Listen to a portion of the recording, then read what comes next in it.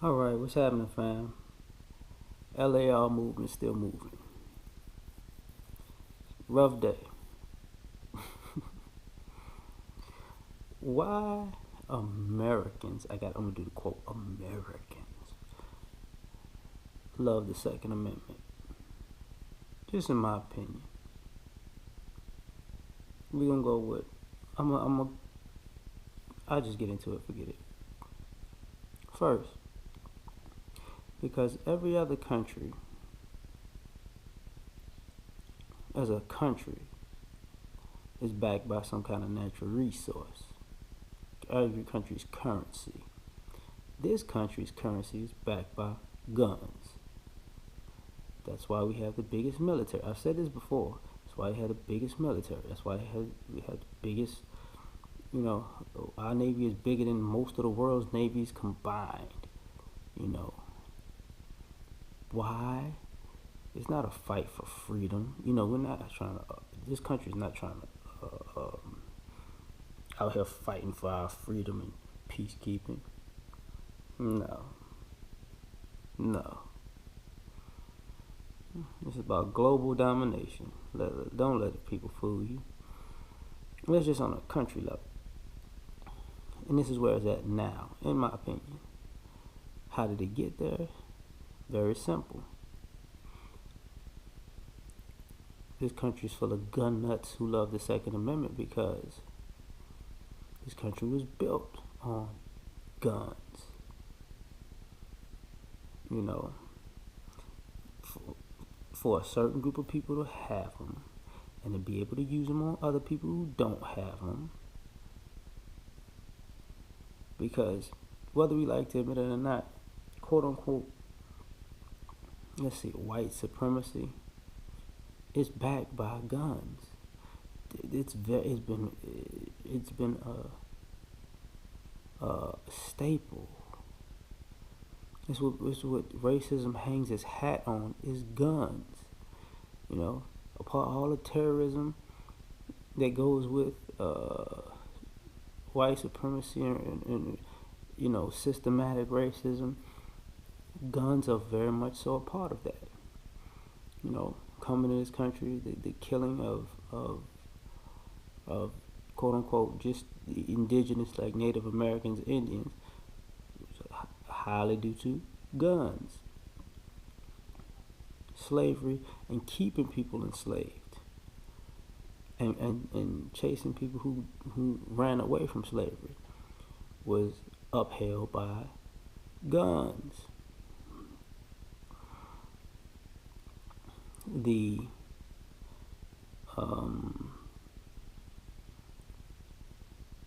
Reconstruction era, when people talk about towns like Rosewood and stuff like that,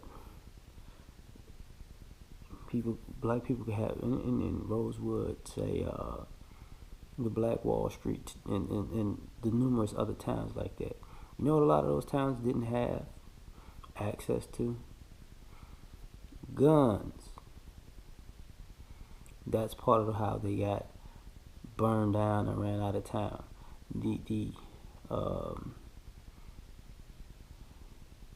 When people talk about, like myself, talk about our family members who are either elderly or no longer living, and the stories that we talk about where, they had businesses or owned land or were successful people and they got ran out of town.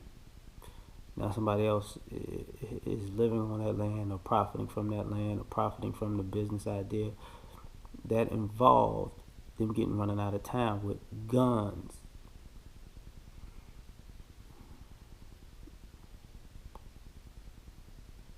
Let's go a little further with that. When you talk about inventions, patents, say the Ku Klux Klan, people being able to steal people's inventions out of systematic racism, that involved guns. People come out, we'll kill you now. And I'm saying this in a racial term at this particular point, but You could use the same aspect when people talk about eminent domain. How did people show up on people who weren't black and weren't Native American to get them off of their property? They showed up with guns. This is why people love the Second Amendment, because it gives you the power to steal other people's shit.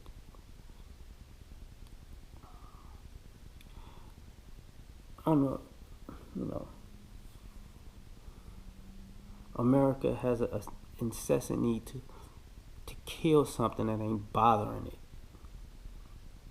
That's American tradition. That's why people run around here, I'm a hunter, I'm a hunter. That deer ain't fucking bothering you. I'm a hunter, I'm a hunter. That hog ain't bothering you. But you're a hunter. You want to go in the swamp and quote unquote hunt gator. Gator wasn't at your front door bothering you. You want to go shoot turkey and quail and other kind of birds. They wasn't fucking bothering you. You just going. You got people running around from America going overseas on safaris and kill trips to kill elephants and lions and leopards and all kind of other shit that once again wasn't bothering you, because it plays into the narrative that you're real bold with the gun in your hand. You feel empowered. You feel brazen. All of a sudden you got balls and you can kill shit. Oh, and I get a thrill out of killing something that's not bothering me, which in some degrees goes into what we talk about with police brutality. People are quick to pull a gun on somebody and shoot somebody because they can get away with it. Even, I thought I mistake my taser for a gun. No, you didn't. You did it on purpose. Now, I'm going to go with the biggest reason of all. Is because most Second Amendment gun nuts can't defend themselves. Most of these gun nuts have a fear. They're really fearful people. Look, and I'm a gun owner. I'm like, but I'm gonna tell you something. This right, boy, look here. At some point, you gotta look at these people. They got these guns because it makes them feel safe. How the fuck you feel safe because you got a gun at somebody that's not bothering you, but you run around showing everybody you got a gun? Oh, I feel safe. I feel safe. I feel safe. I feel safe. Really? You a sucker. And I say what I say because of hand-to-hand combat. Just regular old fighting. A lot of these people can't fight. A lot of these people are out of shape. A lot of these people are lazy. A lot of these people know it. They've accepted that about themselves. And what's the only equalizer to losing a fight? A gun. You can put George Zimmerman as a definition for that.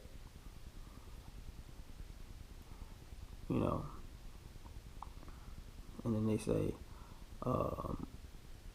one of the deterrents is from a bad person with a gun is a good person with a gun.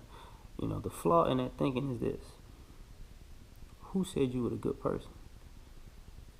Just saying. Like, a lot of you people who think you're good people that are gun owners, you're horrible. I'm protecting. No, you're not. No, you're not. And that's what makes it ridiculous. And like I said before, I've been at gun shows, and I can see the fear in most of these people. People are buying. People have these war scenarios when they're not equipped for war. First of all, you ain't in shape for war. You don't have the mentality because you used to fucking with shit that doesn't fuck with you. You don't have the mentality to be able to handle when somebody's actually shooting back. Oh, that's unfair, in your opinion. You know, if somebody has the same size gun you have, oh my God, that's unfair. Oh my God, they have the same bullets and the same rifle that I have. Oh my God, I need to get a tank to feel safer. So ultimately,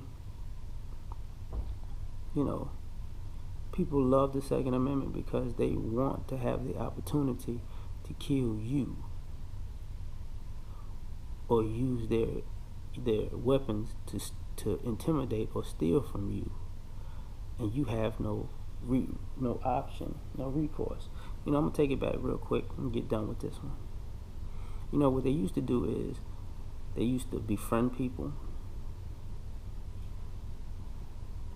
introduce religion to them, disarm them of their weapons, then disarm them of their tools, and then kill them with their guns. So if they didn't have guns, we gotta get rid of these bow and arrows because we scared we still might lose. And they got rid of the bow and arrows and the axes and the spears and all of that, and the swords. Okay. Give them God. Yeah. Are they docile? Yeah, they're a little bit docile now. But look at those tools they got. They got hoes and hammers and shovels. They can beat us with those. Gotta get rid of those because we're nervous. They got rid of them. Okay, everybody get your guns and kill them all. This is normal American history. This is normal European history. This is normally how people have gotten down for centuries, and now people want to play stupid like it's not happening. You know, if your guns match my guns, I'm gonna get a tank. If your tank match my tank, I'm gonna get a plane. If your plane match my plane, I'm gonna get a warship. Because ultimately, all these gun nuts who claim to be so manly and have this incessant need for manhood are really just punks who can't fight or defend themselves.